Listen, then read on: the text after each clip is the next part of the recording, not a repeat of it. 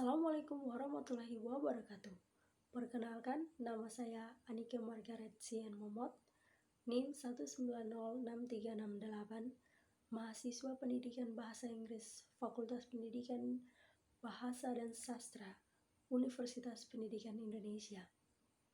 Mata kuliah Pengelolaan Pendidikan. Pada video kali ini, saya akan menjelaskan tentang supervisi pendidikan. Mari kita mulai. Supervisi pendidikan. 1. Konsep dan aplikasi supervisi dalam pendidikan.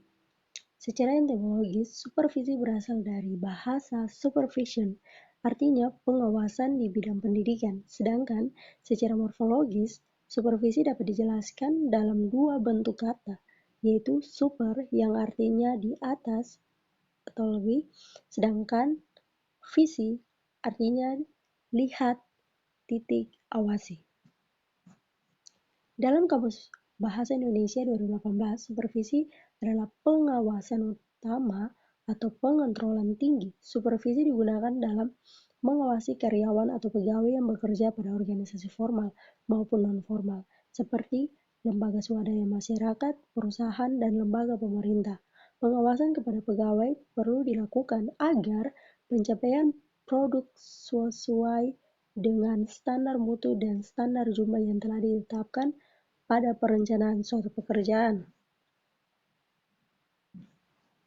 Berdasarkan uraian supervise di atas, maka penerapan supervisi dalam pendidikan untuk melaksanakan pengawasan pengontrolan atasan satuan pendidikan, mengevaluasi, memperbaiki, dan meningkatkan proses dan hasil pembelajaran yang diukur dari mutu lulusan siswa, kompetensi pendidik, dan kependidikan. Lalu ada yang kedua, yaitu esensi supervisi dalam pendidikan. Pencapaian hasil pembelajaran yang maksimal sangat ditentukan oleh guru yang berprofesional. Tolak ukur keberhasilan pembelajaran terletak pada pendidik atau guru. Untuk itu, esensi supervisi dalam pendidikan menitik beratkan pada supervisi guru. Potensi guru perlu ditingkatkan sehingga guru dapat berkreasi dengan metode pembelajaran. 3. Posisi, tugas, dan tanggung jawab guru dalam meningkatkan mutu pembelajaran serta hubungan dengan supervise pendidikan.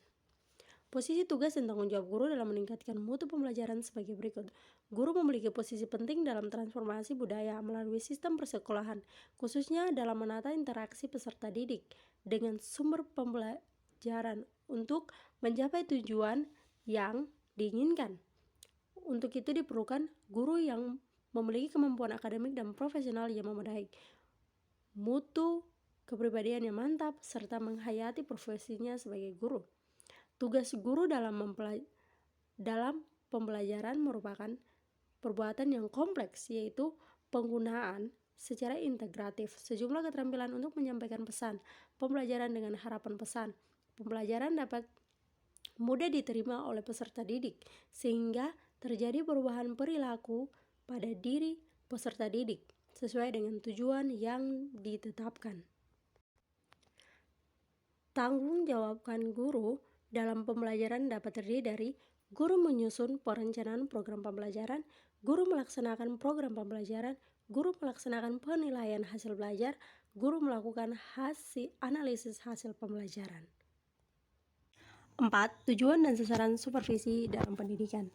Tujuan supervisi dalam pendidikan yaitu sebagai berikut. 1. Untuk memperbaiki dan meningkatkan mutu guru. 2. Penyediaan media dan metode pembelajaran. 3. Menciptakan suasana kerja yang menyenangkan. 4. Meningkatkan mutu siswa. Lalu ada sasaran supervisi pendidikan. Sasaran supervisi pendidikan adalah proses pembelajaran peserta didik dengan tujuan meningkatkan mutu, proses, dan hasil pembelajaran. Proses pembelajaran dipengaruhi oleh banyak faktor seperti guru, peserta didik, kurikulum, alat, buku-buku pelajaran, serta kondisi lingkungan. Dalam konteks ini, supervisi pendidikan sasaran utamanya pada guru, yaitu pada upaya yang sifatnya memberi kesempatan kepada guru untuk berkembang secara profesional, sehingga mereka lebih mampu untuk melaksanakan tugas pokoknya, yaitu memperbaiki dan meningkatkan proses dan hasil pembelajaran. Menurut Suryani 2016 adalah pembinaan guru. Hal tersebut karena guru merupakan salah satu faktor penentu rendahnya mutu hasil pendidikan. Dengan demikian, dapat ditegaskan bahwa sasaran utama supervisi pendidikan pemberdayaan akuntabilitas profesional guru yang direfleksikan dalam kemampuan-kemampuan sebagai berikut. 1. Merencanakan kegiatan pembelajaran. 2. Melaksanakan kegiatan pembelajaran. 3. Menilai proses dan hasil pembelajaran. 4. Memanfaatkan hasil penilaian bagi peningkatan layanan pembelajaran. 5. Memberikan umpan balik secara tepat, teratur, dan terus-menerus kepada peserta didik. 6. Melayani peserta didik yang mengalami kesulitan belajar. 7. Menciptakan lingkungan belajar yang menyenangkan. 8. Mengembangkan dan memanfaatkan alat bantu dan media pembelajaran. 9. Memanfaatkan sumber-sumber belajar yang tersedia. 10. Mengembangkan interaksi pembelajaran, strategi, metode, dan teknik yang tepat. 11. Melakukan penelitian praktis bagi perbaikan pembelajaran. 5. Yaitu fungsi dan peranan supervisi dalam pendidikan. Fungsi supervisi dalam pendidikan. Dalam suatu satuan pendidikan, supervisi sangat penting. Jika tidak adanya pengawasan, ada kemungkinan terhambatnya jalannya administrasi pendidikan di sekolah. Dalam praktek supervisi pendidikan, kepala sekolah dan guru-guru tidak perlu diperlakukan sebagai bawahan subordinate, melainkan sebagai rekan kerja. Tata kerja yang dikembangkan adalah bekerja sama atau work team, kendati pun struktur organisasi yang dihargai. Pendekatan perilaku supervisi adalah menciptakan dan menjaga keselarasan antara tujuan-tujuan atau kepentingan pribadi, personal needs, dan tujuan organisasi, institutional goals, melalui kerjasama tim dan evaluasi terhadap sasaran-sasaran supervisi. Pendekatan tersebut menempuh prosedur kerja sebagai berikut. Menurut Ahmed Tembun 1990, A. Fungsi penilaian untuk memperoleh gambaran yang jelas dan objektif tentang situasi pendidikan, khususnya sasaran-sasaran supervisi pendidikan, maka perlu diadakan penelitian terhadap situasi dan kondisi tersebut dengan prosedur 1. Perumusan pokok masalah sebagai fokus penelitian. 2. Pengumpulan data yang bersangkutan dengan masalah tersebut. 3. Pengelolaan data. 4. Penarikan kesimpulan yang diperlukan untuk perbaikan dan peningkatan. B. Fungsi penilaian. Hasil penelitian selanjutnya dievaluasi apakah mengembirakan atau memprihatinkan, mengalami kemajuan atau kemunduran.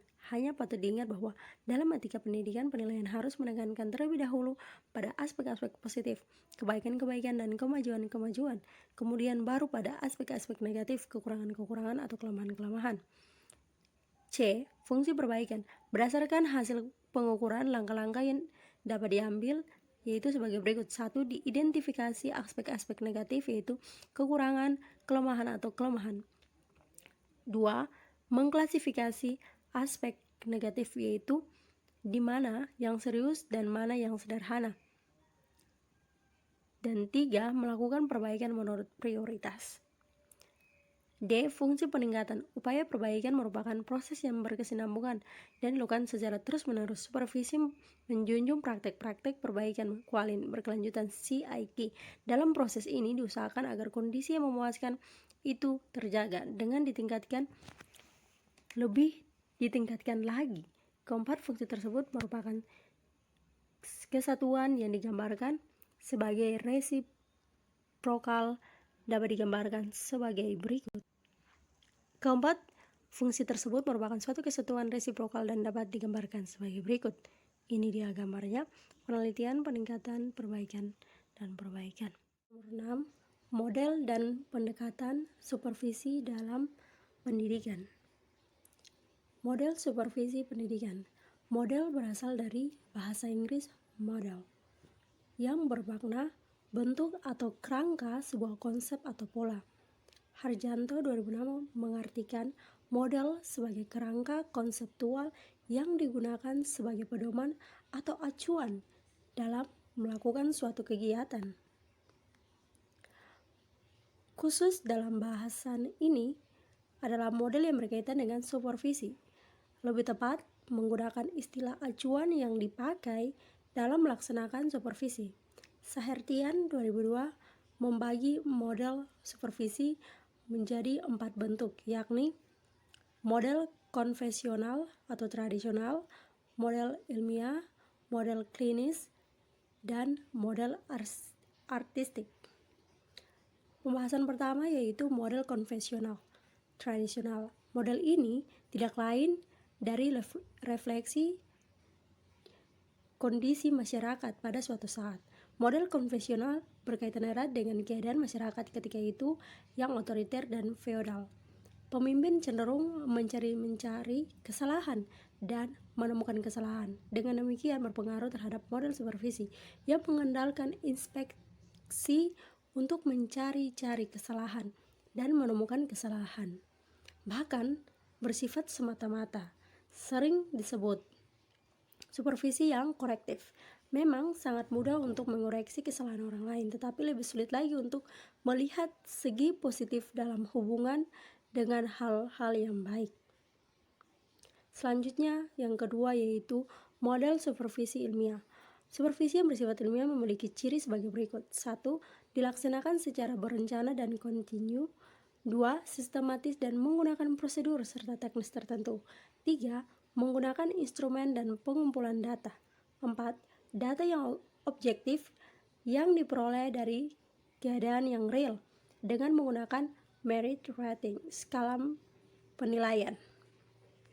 Selanjutnya, pembahasan ketiga yaitu model supervisi klinis. Supervisi klinis adalah bentuk supervisi yang difokuskan pada peningkatan, mengajar dengan melalui siklus yang sistematis. Dalam perencanaan, pengamatan, serta analisis yang intensif dan cermat tentang penampilan mengajar yang nyata, serta bertujuan mengadakan perubahan dengan cara rasional. Yang terakhir, model supervisi artistik. Mengajar adalah sesuatu pengetahuan, knowledge. Mengajar itu keterampilan, skill. Tetapi mengajar juga suatu kiat atau art, seni. Sejalan dengan tugas mengajar, supervisi juga merupakan kegiatan mendidik, sehingga dapat dikatakan supervisi juga suatu pengetahuan, keterampilan, dan juga kiat. Lanjut, yaitu tentang pendekatan supervisi dalam pendidikan. Pendekatan berasal dari kata approach, adalah mendekatkan diri kepada objek atau langkah-langkah menuju objek. Sujana 2004 membagi pendekatan supervisi menjadi dua, yaitu pendekatan langsung, direct contact, dan pendekatan tidak langsung, indirect contact. Pendekatan pertama dapat disebut dengan pendekatan tatap muka, dan kedua, pendekatan menggunakan perantara, misalnya melalui radio, surat, media elektronik, media massa, kaset, internet, dan yang sejenis. Sementara dikenal juga pendekatan kolaboratif, yaitu pendekatan yang menggabungkan kedua pendekatan, yaitu pendekatan direct contact dan indirect contact. Nah, sekarang adalah pendekatan langsung atau direct contact, atau juga disebut direktif. Pendekatan direktif adalah pendekatan terhadap masalah yang bersifat langsung. Supervisor memberikan arahan langsung, sudah tentu pengaruh perilaku supervisor lebih dominan. Pendekatan direktif ini berdasarkan pada pemahaman terhadap psikologis behavioristis. Prinsip behaviorisme adalah bahwa segala perbuatan yang berasal dari refleks, yaitu respon terhadap rangsangan atau stimulus. Pendekatan seperti ini dapat dilakukan dengan perilaku supervisor seperti berikut ini, yaitu menjelaskan langsung, menyajikan langsung, mengarahkan langsung, memberikan contoh secara langsung, menerapkan tolak ukur, dan menguatkan. Selanjutnya adalah pendekatan tidak langsung atau non-direktif. Yang dimaksud dengan pendekatan tidak langsung atau non-direktif adalah cara pendekatan terhadap permasalahan yang sifatnya tidak langsung. Perilaku supervisor tidak secara langsung menunjukkan permasalahan, tetapi ia terlebih dahulu mendengarkan secara aktif apa yang dikemukakan oleh guru atau dosen. Ia memberi kesempatan sebanyak mungkin kepada yang disupervisi untuk menemukan permasalahan yang dialami. Pendekatan non-direktif ini berdasarkan pada pemahaman psikologis humanistik. Psikologi humanistik sangat menghargai orang yang akan dibantu. Yang disupervisi mengemukakan masalahnya. Supervisor mencoba mendengarkan dan memahami apa yang dialami. Perilaku ketiga supervisor dalam pendekatan non-direktif ini adalah sebagai berikut, yaitu mendengarkan, memberi penguatan, menjelaskan, menyajikan, dan memecahkan masalah. Lanjut, pendekatan kolaboratif. Pendekatan kolaboratif adalah cara pendekatan yang memadukan cara pendekatan direktif dan non-direktif menjadi suatu pendekatan baru. Pada pendekatan ini, baik supervisor maupun yang disupervisi bersama-sama bersepakat untuk menetapkan struktur, proses, dan kriteria dalam melaksanakan proses percakapan terhadap masalah yang dihadapi. Pendekatan ini didasarkan pada psikologi kognitif. Psikologi kognitif beranggapan bahwa adalah perpaduan antara kegiatan individu dengan lingkungan yang pada gilirannya akan berpengaruh dalam pembentukan aktivitas individu. Dengan demikian, pendekatan dalam supervisi berhubungan pada dua arah, yakni dari atas ke bawah dan dari bawah ke atas. Perilaku supervisor dalam pendekatan ini sebagai berikut: menyajikan, menjelaskan, mendengarkan, memecahkan masalah, dan negosiasi. Pendekatan itu dilakukan dengan melalui tahap-tahap. Kegiatan pemberian supervisi yakni sebagai berikut: 1. Percakapan awal atau pre-conference. 2. Observasi. 3. Analisis dan interpretasi. 4. Percakapan akhir atau post conference dan analisis akhir. Lalu diskusi. Nomor 7. Kompetensi dan keterampilan supervisor pendidikan. Kompetensi supervisor pendidikan dapat diartikan sebagai kemampuan, keahlian, dan keterampilan seseorang menjalankan tugas dan fungsi kepengawasan dalam mencerdaskan kehidupan bangsa dari berbagai aspek kehidupan di berbagai lembaga pendidikan dalam rangka mencapai tujuan pendidikan nasional. Kompetensi superior pendidikan meliputi kompetensi kepribadian, kompetensi supervisi manajerial, kompetensi supervisi akademik, kompetensi evaluasi pendidikan, kompetensi penelitian dan pengembangan, serta kompetensi sosial. Kompetensi kepribadian. Kompetensi kepribadian.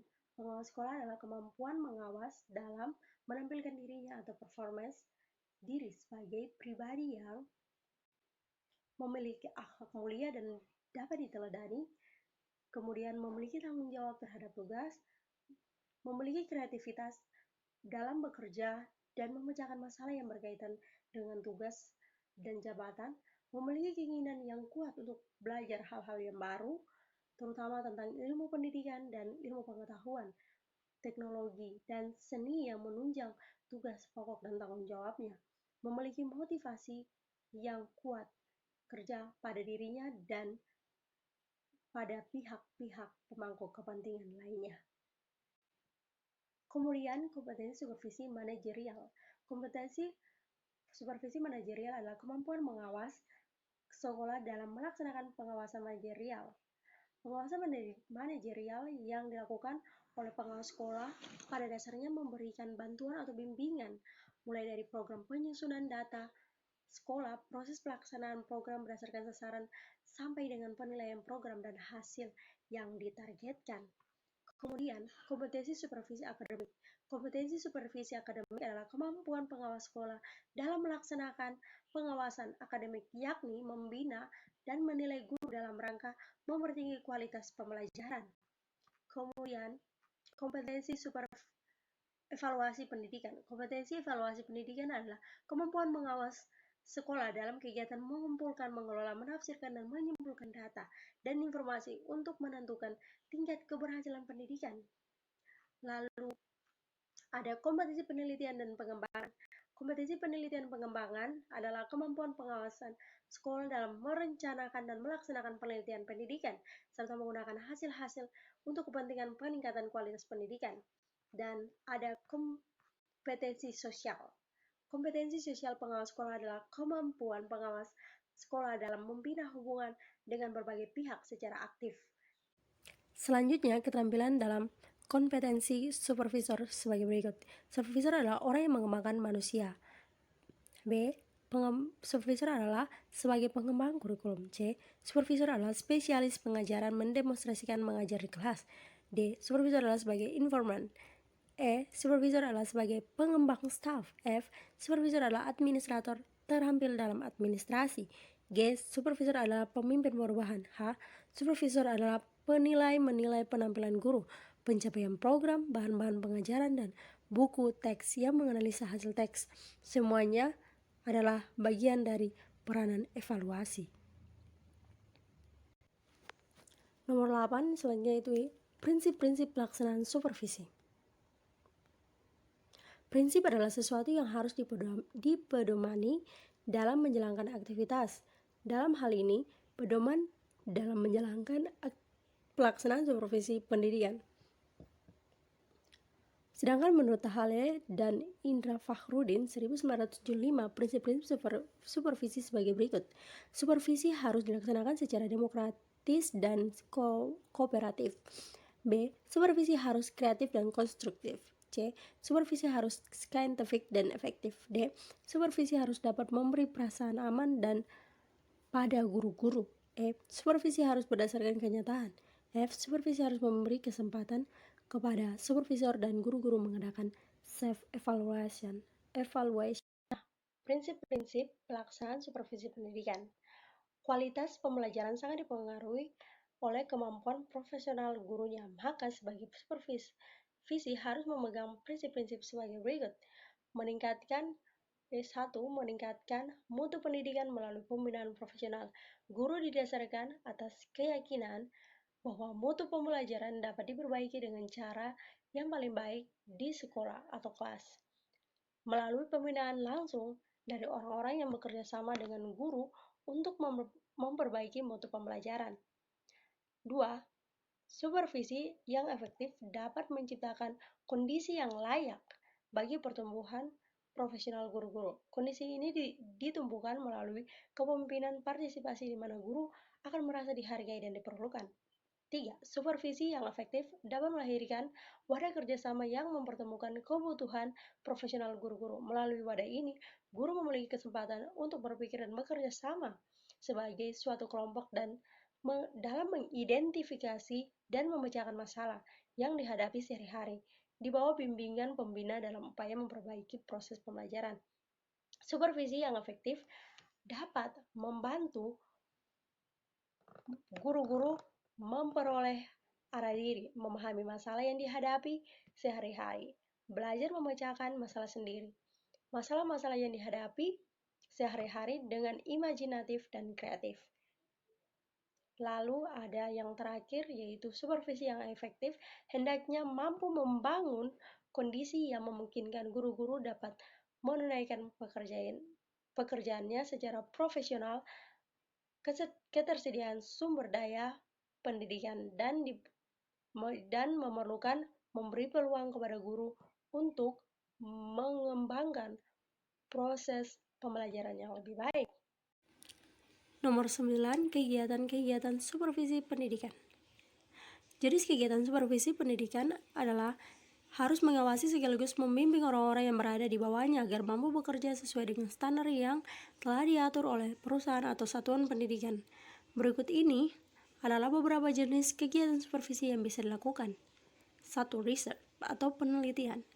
Seseorang supervisor harus melakukan penelitian mengenai situasi sekolah dan juga guru-guru yang berada di bawahnya. Kegiatan supervisi ini bertujuan supaya supervisor dapat merumuskan problem melalui data yang ada selama ini. Dengan cara ini, supervisor dapat mengumpulkan berbagai fakta dan opini sebagai bahan pertimbangan kegiatan supervisi. Ini dapat dilakukan dengan berbagai teknik, misalnya observasi, wawancara, dan 2. Evaluation atau penilaian. Setelah berhasil melakukan penelitian, supervisi wajib melakukan evaluasi atau penilaian secara kooperatif dengan karyawan atau dengan guru-guru yang ada di bawahnya. Kegiatan evaluasi tersebut antara lain satu, bersama-sama mencari aspek-aspek positif, kebaikan-kebaikan, kemajuan-kemajuan yang telah dicapai. 2. Bersama-sama meninjau aspek-aspek negatif, kelemahan-kelemahan, kekurangan-kekurangan atau hambatan-hambatan yang masih ada. 3. Bersama-sama menganalisa sebab masih adanya kekurangan-kekurangan atau hambatan yang dialami. 3. Improvement atau perbaikan. Tahap evaluasi memungkinkan supervisi mengetahui hal-hal apa yang menjadi kelemahan dan kelebihan di kegiatan masa lalu. Melalui hal ini, supervisi dapat melakukan perbaikan yang bertujuan untuk mendapatkan hasil yang lebih baik ke depannya. Tahap improvement adalah dalam supervisi mencangkup A. Bersama-sama mencari cara untuk mengatasi kekurangan-kekurangan atau hambatan-hambatan yang dialami. B. Bersama-sama mencari jalan mempertahankan yang sudah baik, bahkan meningkatkan agar lebih baik lagi. Lanjut. 4. Asisten bimbingan supervisi memiliki kewajiban untuk memberikan bantuan dan bimbingan, guidance, dan penyuluhan, counseling kepada karyawan atau guru-guru yang berada di bawah dari jabatannya. Berdasarkan kegiatan ini, supervisi bertugas untuk A. Menyediakan waktu dan tenaga untuk membantu mengadakan perbaikan-perbaikan. B. Mengikhtiar sumber-sumber, baik sumber-sumber material maupun personel, serta menunjukkan jalan ke arah perbaikan. C. Memberi bimbingan, guidance, dan penyuluhan, counseling ke arah perbaikan situasi. 5. Cooperation atau kerjasama. Selain memberikan bantuan, salah satu kegiatan supervisi adalah menciptakan iklim kerjasama dan gotong royong secara kekeluargaan di antara supervisor dan supervise, orang yang disupervisi. Kegiatan supervisi ini tentunya bertujuan untuk membawa supervise ke arah perbaikan situasi yang lebih baik. 10. Kita akan bahas tentang metode dan teknik supervisi pendidikan. Teknik adalah suatu metode atau cara melakukan hal-hal tertentu. Suatu teknik yang baik adalah terampil dan cepat. Menurut Hariwung 1989, seseorang supervisor harus memiliki teknik-teknik khusus yang serasi. Teknik sebagai suatu metode atau cara melakukan hal-hal tertentu. Suatu teknik yang baik adalah terampil dan cepat, memiliki gerakan yang cekatan. Teknik dipakai menyelesaikan tugas yang dikerjakan sesuai rencana, spesifikasi atau tujuan-tujuan yang dikaitkan dengan teknik yang bersangkutan. Metode dalam konteks pengawasan merupakan sesuatu yang ditempuh oleh pengawas pendidikan guna merumuskan tujuan yang hendak dicapai oleh sistem perorangan maupun kelembagaan pendidikan itu sendiri. Sedangkan teknik adalah langkah-langkah konkret yang dilaksanakan oleh seorang supervisor, dan teknik yang dilaksanakan dalam supervisi dapat ditempuh melalui berbagai cara, yakni pada prinsipnya berusaha merumuskan harapan-harapan menjadi sebuah kenyataan. Dalam supervisi dikenal dengan dua teknik besar, yakni teknik individual dan teknik kelompok.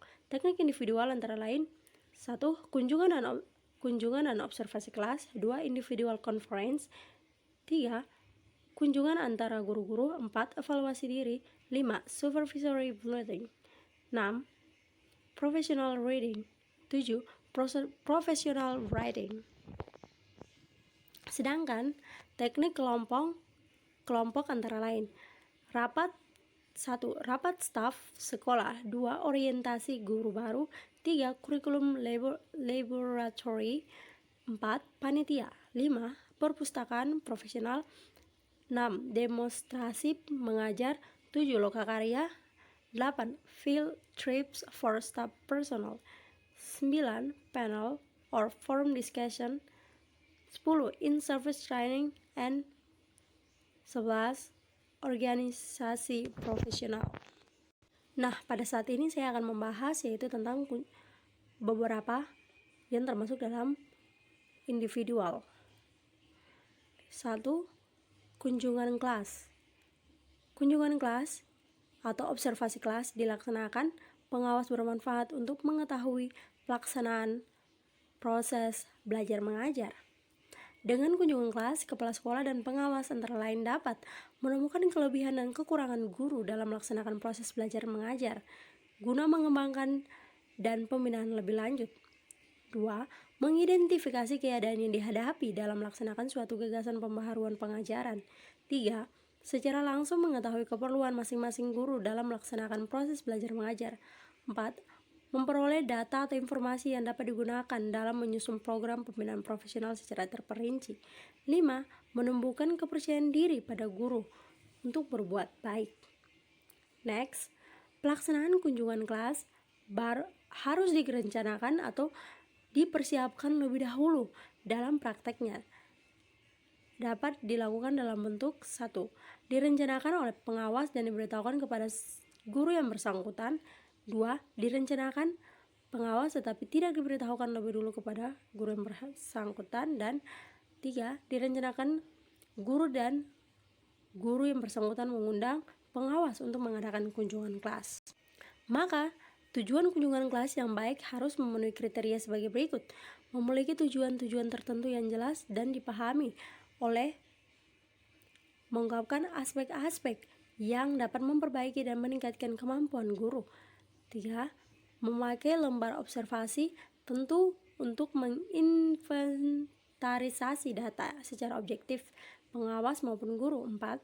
Terjadi interaksi antara pihak yang membina dan dengan pihak yang dibina sehingga menimbulkan sikap saling pengertian. 5.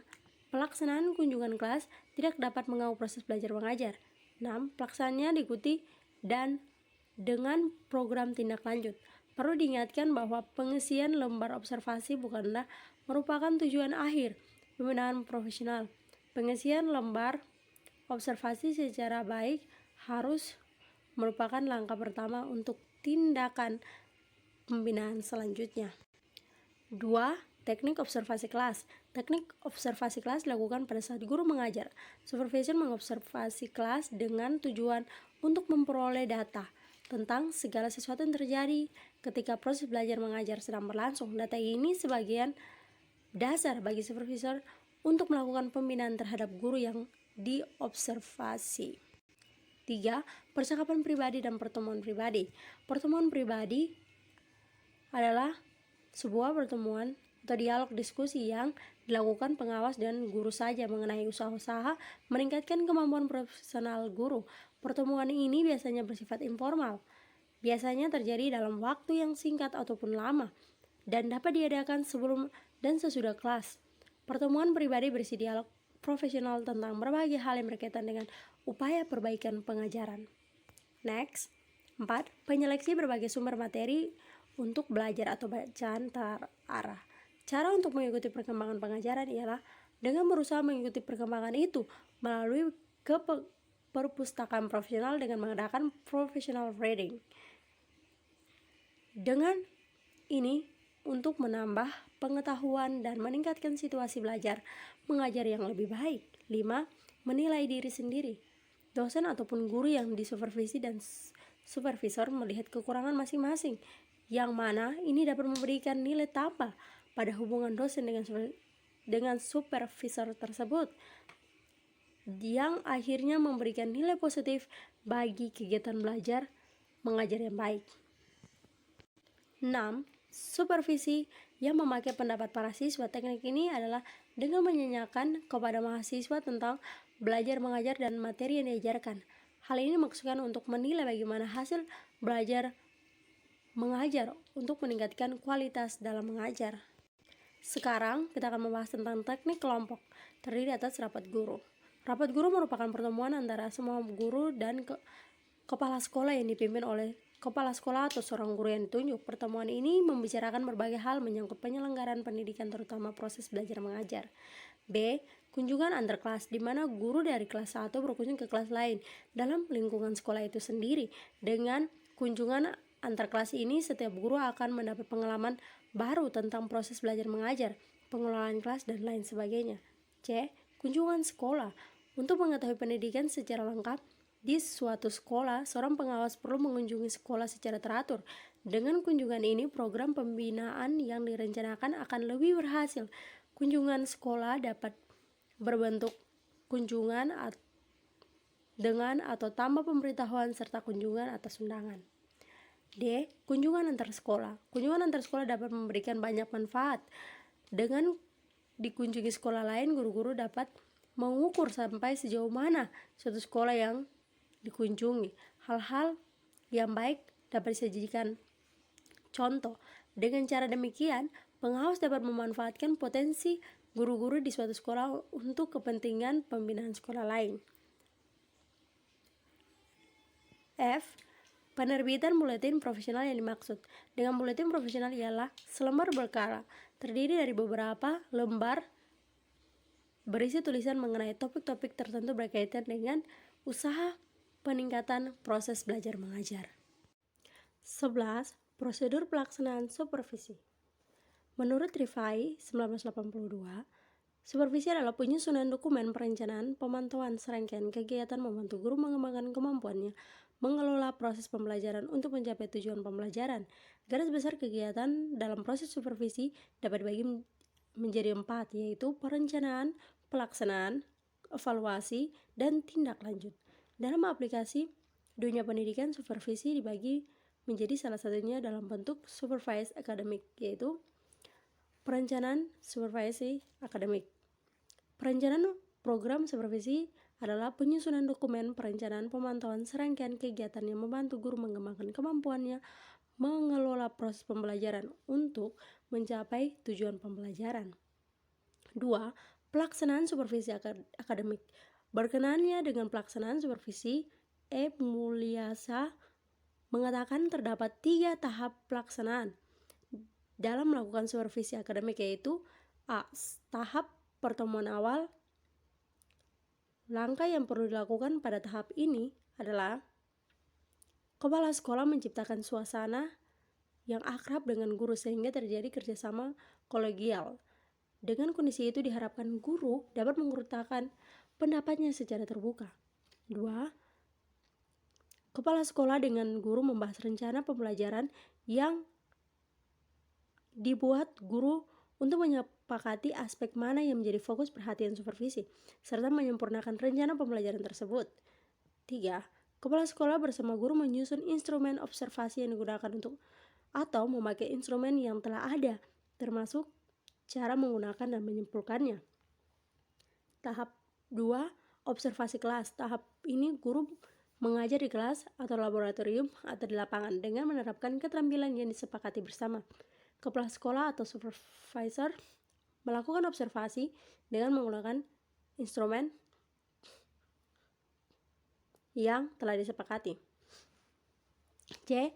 Tahap pertemuan umpan balik. Pada tahap ini, supervisor dan supervisi akan membahas tentang observasi yang telah dilakukan, membahas tentang kekurangan dan kelebihannya dan apa yang harus dilengkapi. 3. Evaluasi supervisi akademik. Evaluasi dilakukan dalam rangka pengendalian mutu pendidikan secara nasional sebagai bentuk akuntabilitas penyelenggaraan pendidikan kepada pihak-pihak yang berkepentingan. Evaluasi dilakukan terhadap peserta didik, lembaga, dan program pendidikan pada jalur formal dan non-formal. Untuk itu, semua jenjang, satuan, dan jenis pendidikan evaluasi supervisi pendidikan memberikan manfaat yang banyak, khusus dalam supervisi pendidikan. Hasil evaluasi juga dapat digunakan untuk menentukan seberapa jauh tujuan-tujuan yang telah tercapai dan tujuan berikutnya. Bahkan, melalui evaluasi ini dapat juga diketahui kekuatan dan kelemahan setiap individu. Dengan informasi ini, guru dan supervisor dapat secara objektif merancang pengalaman belajar berikutnya. 4. Tindak lanjut supervisi akademik. Hasil supervisi perlu ditindaklanjut agar memberikan dampak yang nyata untuk meningkatkan profesionalisme guru. Tindak lanjut tersebut berupa penguatan dan penghargaan, teguran, dan bersifat mendidik, dan kesempatan untuk mengikuti pelatihan atau penataan lebih lanjut. Demikianlah penjelasan saya mengenai supervisi pendidikan. Jika ada kata-kata yang salah atau kurang berkenan, mohon dimaafkan. Terima kasih. Wassalamualaikum warahmatullahi wabarakatuh. Salam sejahtera.